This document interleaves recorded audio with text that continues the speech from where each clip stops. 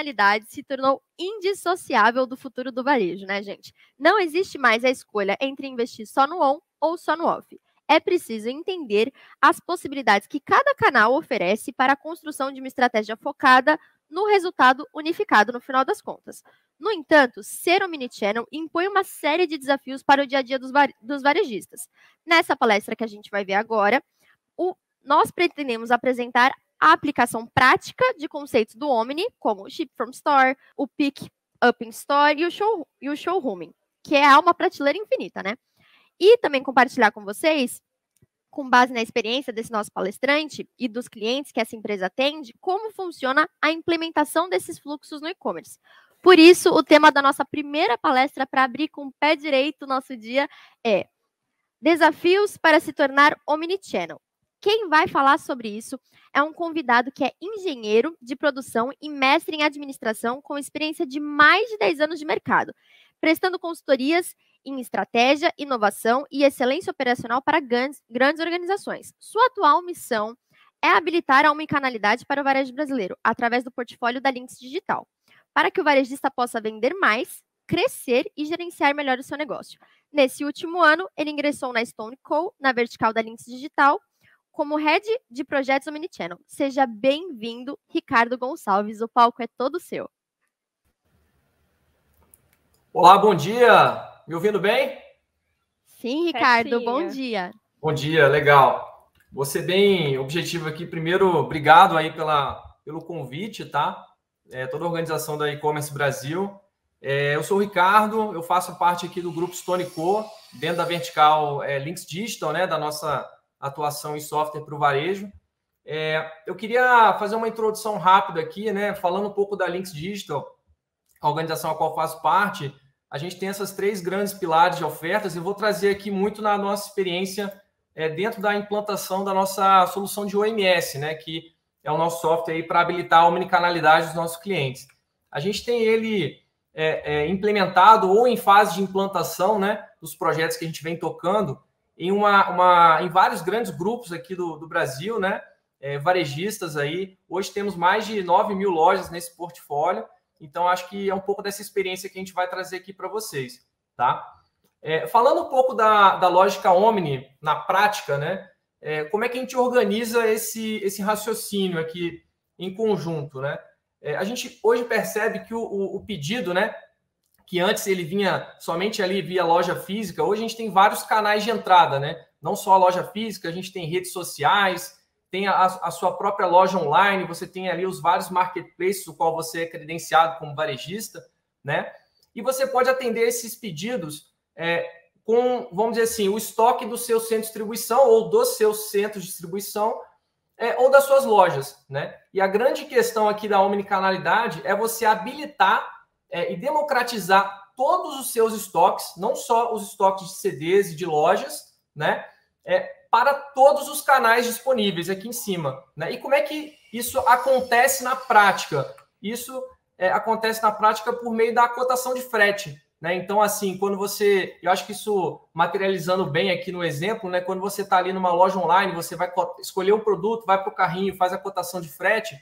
Para o consumidor, você observa ali o valor do frete, o prazo de entrega, o local de retirada e por trás, né? Quando você tem uma solução de OMS, de omnicanalidade, você pode imputar aí diversas variáveis para ajudar nessa cotação do frete, usando o CEP do consumidor, uma lógica de, por exemplo, macro-regiões que considere as especificidades fiscais das regiões que você atua.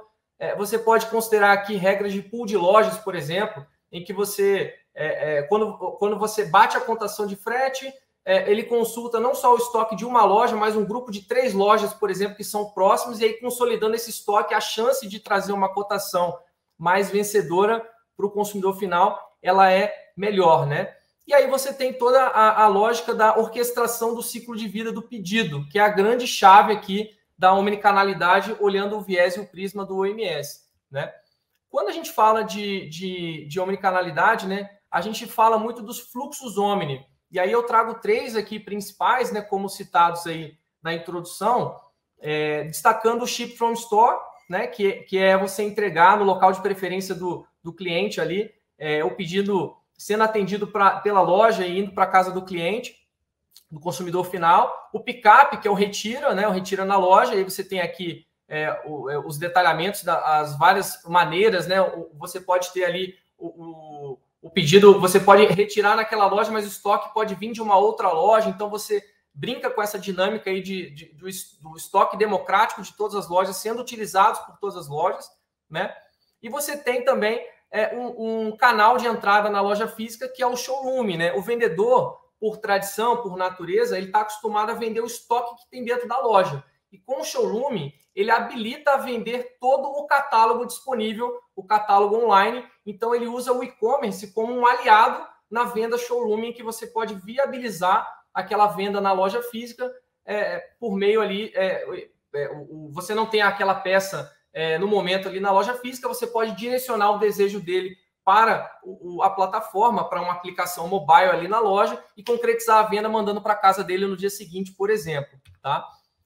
A omnicanalidade aqui também, quando a gente implanta o MS, a gente fala muito dos fluxos de exceção, que é um grande desafio na implementação, a gente vai falar um pouco para frente, e a implantação da CCF, né, que é a Câmara de Compensação Financeira, para regular a lógica de comissões entre lojas e franquias. Tá? Então, isso aqui é uma figura que resume bem a nossa discussão, e aí eu vou entrar em 4 grandes desafios, tá? Aqui na nossa conversa. Um primeiro, quando a gente fala de desafios Omni, né, o primeiro é democratizar o estoque disponível em todos os canais. Então, associado a isso, né, a gente fala muito, por exemplo, dando um exemplo aqui do segmento de moda, quando você tem um produto com múltiplos tamanhos, múltiplas cores, então você reverbera um único produto, vários SKUs, e muitas vezes você não tem o enriquecimento de foto, descrição de produto para todos os seus SKUs, né, para todos os seus produtos. Então, produto de coleção antiga, por exemplo, então a gente sabe que isso é um desafio grande, então a unificação, né, a revisão aí dos seus processos de catalogação daquilo que é o físico, do estoque físico e digital, para ele ser uma coisa só, é super importante para habilitar aí a democratização do estoque, né, das lojas. Cuidar da curacidade do estoque, né? A gente sabe que isso é super importante, mas ele não pode ser um impeditivo para a agenda Omni, né? A gente não pode ter um raciocínio assim, poxa, vou trabalhar para os meus estoques ficarem todos certinhos e só depois disso eu vou habilitar o retiro, vou habilitar o ship from, etc. Você tem alguns mecanismos como o uso de estoque de segurança, que podem fazer com que você, em paralelo que você amadurece a gestão de estoques na loja, você vai avançando a agenda Omni em paralelo, né? Não vamos colocar isso como impeditivo. E aí você tem também, para a democratização dos estoques, né, é importante que você trabalhe com conceitos de loja hub, né? Então, por exemplo, lojas maiores, elas podem funcionar como mini centro de distribuição para a rede de lojas menores no entorno, e aí você pode consolidar estoque de diferentes lojas, tem uma série de estratégias para a gente viabilizar esse desafio, né? Dentro do segundo desafio, e aí a gente vai para o ambiente de loja, a gente revisita o ambiente de loja como um mini CD, digamos, né? Não só ali o objetivo principal da loja é vender, mas é também distribuir, né? E aí você tem que revisitar 2 principais elementos aqui, a questão do espaço físico na loja.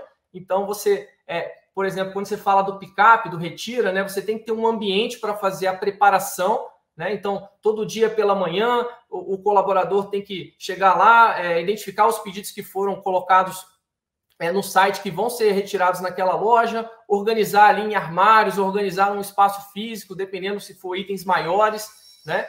E um outro ponto super importante é a própria experiência do consumidor transitando ali dentro da loja, para ele entender que aquilo ali é uma loja Omni, né? A gente sabe que o segundo prisma aqui dessa discussão é muito a visão do vendedor, né? Do colaborador ali no front com o cliente, em que a gente precisa fazer ali uma releitura do papel do vendedor na loja, porque o vendedor ele não só mais vende, né? Ele tem um papel, você adiciona tarefas nele de cuidar da gestão do estoque, de fazer ali processos que ele não estava acostumado. Então, quando a gente fala da lógica de incentivo, né, que normalmente ele é remunerado com uma remuneração fixa mais uma comissão, você tem que trabalhar muito bem como você vai fazer uma comissão Omni, né? Em que você tem a comissão por venda normal e você tem a comissão de venda Omni, de venda com chip, de venda com pick-up, com showroom, para você estimular esse comportamento no vendedor, tá? Como terceiro desafio, pessoal, a gente coloca muito o gerenciamento do conflito de interesse que acontece entre lojas e franqueados, né? Então, a gente sabe que o modelo de franquias ele é muito comum no varejo. Você tem diferentes players, diferentes franquias dentro do seu pool de lojas. E é sempre muito importante você começar com lojas piloto, o Omni em lojas piloto, principalmente nas lojas próprias, né? Que você tem mais autonomia, você tem mais ali, pode testar, né? E depois fazer um business case legal, então, considerando ali o avanço do showroom, do pick-up, etc., naquelas lojas, 1, 2, 5 lojas, você faz um business case e vende isso para em alguma agenda, em alguma convenção junto aos franqueados, né? E nessa venda, a pergunta que sempre acontece é a lógica de contabilização e rateio das receitas, né? Então, quando você vai comissionar uma franquia, hoje você não só comissiona no sentido do que ela vende no físico, né? E muitas vezes ela enxergava ali o e-commerce como um competidor, né? E agora ela tem que encarar aquilo como um aliado, né? Então, se você tem por exemplo, uma venda que acontece no e-commerce e ele retira numa loja, e aí você tem um pedido ali que é de R$200, por exemplo, parte dessa venda tem que contabilizar para o e-commerce e parte, como vai ser retirado numa franquia, numa loja, você gera esse rateio de receita para a franquia, porque ela está agregando valor dentro do processo para o cliente, né? Então, é justo, né? É transparente isso. E é muito importante que você disponibilize um relatório, uma visibilidade de gestão para que o franqueado entenda o avanço dele dentro da agenda Omni e veja os resultados que aquilo está gerando, né? Super importante isso. E também eu coloco aqui, por fim, da gente trabalhar campanhas e incentivos, né? Então, eu acho que isso funciona muito em ambiente com as franquias. A gente sabe que o showroom, ele demanda muito uma adaptação, uma adesão do vendedor ao showroom, né? A usar a aplicação, é uma novidade, etc. Ele não está acostumado. E você estimular ali algum tipo de... para 5 lojas que mais venderem showroom, vamos dar uma premiação, vamos colocar algo diferenciado. Certamente é uma estratégia que é vencedora, né? Por fim, eu coloco aqui como um desafio da arquitetura tecnológica para habilitar o Omni, né? Habilitar o OMS, né, uma solução de omnicanalidade, não é um projeto de TI, né? Isso é, inclusive, uma certa decepção que eu tenho aqui nas implantações que a gente faz, né? Muitas vezes o nosso único interlocutor é a área de TI, então a gente busca ali os demais stakeholders, né? A área de logística, a área de e-commerce, a loja, o fiscal, logística, etc., para que todos sejam envolvidos dentro de um programa de omnicanalidade. Então, é muito importante que vocês encarem isso como um programa em nível de companhia, né? Em nível que envolva aí as diferentes áreas, diretorias, etc. Um ponto aqui que essa figura esclarece dentro dessa dinâmica da arquitetura tecnológica, né? É que a solução de omnicanalidade, normalmente, ela se posiciona como um elemento central na sua arquitetura tecnológica, né? A gente, como empresa de software, né, não poderia deixar de falar isso. E normalmente as companhias elas usam diferentes ferramentas, né, na sua arquitetura. Tem lá uma plataforma de e-commerce, tem uma solução de ERP, um PDV, um sistema de faturamento, um WMS, um hub de marketplace. Você tem diferentes soluções para resolver diferentes questões e o MS ele funciona como uma camada de orquestração ali no meio, né? Então, toda essa dinâmica de integrações, né, que são essas setas aqui representadas, a gente precisa de ter uma monitoria muito proativa, porque caso uma integração dessa falhe, do ponto de vista sistêmico, você pode ter um problema de um pedido que não foi faturado, ou que não seguiu para separação, pode cair lá no seu saque uma reclamação do pedido que não foi atendido porque não deu continuidade ali em alguma integração sistêmica. Então, é super importante cuidar disso com monitoria proativa, tá? E ter uma arquitetura flexível para habilitar, a gente sabe, né, que novos canais, por exemplo, WhatsApp, etc., novos estoques, novas lojas, novos CDs, novas modalidade expressa, super expressa, estão aquecendo o seu ambiente de omnicanalidade. Então, você precisa ter uma lógica de transformação digital na tua arquitetura para habilitar e acelerar tudo isso dentro do teu contexto, né? E aí, dentro aqui dos meus 15 minutos finais, né, da minha mensagem final, eu gostaria de trazer uma visão bem pragmática para a gente fortalecer a agenda Omni através de resultados mensuráveis, né? e a gente costuma colocar 4 grandes resultados principais. Sendo o primeiro mais óbvio, né? Então, o aumento, os fluxos Omni, né? O ship from, o showroom, etc. Tudo isso habilita uma conversão dos canais online maior. Então, você vende mais no e-commerce. Por quê? Porque quando você faz a cotação de frete, a tua cotação ela fica mais competitiva, com prazo de entrega, com opções de comodidade para entrega, etc. E também mais estoque disponível, porque você tem agora o estoque das lojas. Então, por exemplo, pegando o caso da Hering, isso demonstra um crescimento das vendas online, né? O primeiro ganho da omnicanalidade. O segundo é o que a gente fala das vendas através da vitrine infinita, que é o showroom, né? Então, pensa que num segmento de moda, por exemplo, onde taxa de ruptura na loja é de 20%, tem segmentos que são 15%, tem segmentos que são 10%, 9%. A cada ponto percentual de ruptura que você diminui, você aumenta as vendas. E o showroom, ele é exatamente isso, né? Quando você tem uma ruptura na loja, ou seja, você não tem uma peça, você não tem um produto para disponibilizar no físico, você rapidamente direciona o desejo do cliente para o online. E aqui, por exemplo, a gente percebe que a Hering, esse resultado aqui, 18% dos pedidos do site vem do showroom na loja física, é uma coisa interessante que valida esse ponto 2, né? E o ganho 3, ele tem a ver com a venda. Quando o cara vai lá fazer o retira, né? O retira em loja, você tem a oportunidade do vendedor trabalhar um cross-selling, de vender outros produtos. Isso aumenta o ticket médio de compras Omni, né? Que é superior ao ticket médio tradicional de vendas ali não Omni. E o ponto 4, que é um pouco mais marginal, tem a ver com redução de custo de frete, dado que você está usando toda a tua malha de loja para otimização logística. Costuma ser um ganho mais marginal, mas certamente, se você fizer uma boa calculadora dos ganhos aí da omnicanalidade, você consegue vender isso muito bem, seja para conselho, para diretoria, para investidores, para os colaboradores, enfim, para toda a companhia, fazendo com que a gente vá em direção à omnicanalidade, tá? Eu deixo aqui o meu contato, tá? Eu agradeço muito aí a participação no evento. Tinha me programado para estar presencial aí em Porto Alegre, tive um contratempo, precisei estar em São Paulo, mas fica aqui o meu e-mail, quem quiser prolongar a conversa no LinkedIn também, estou super à disposição, tá bom? Obrigado.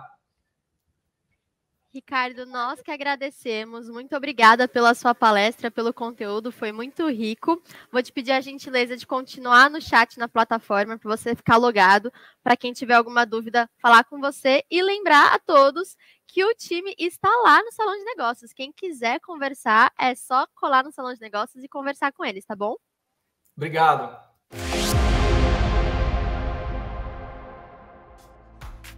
E aí, gostou do vídeo? Então não deixe de curtir e compartilhar. Aqui do lado tem 2 sugestões que você pode gostar. Até a próxima!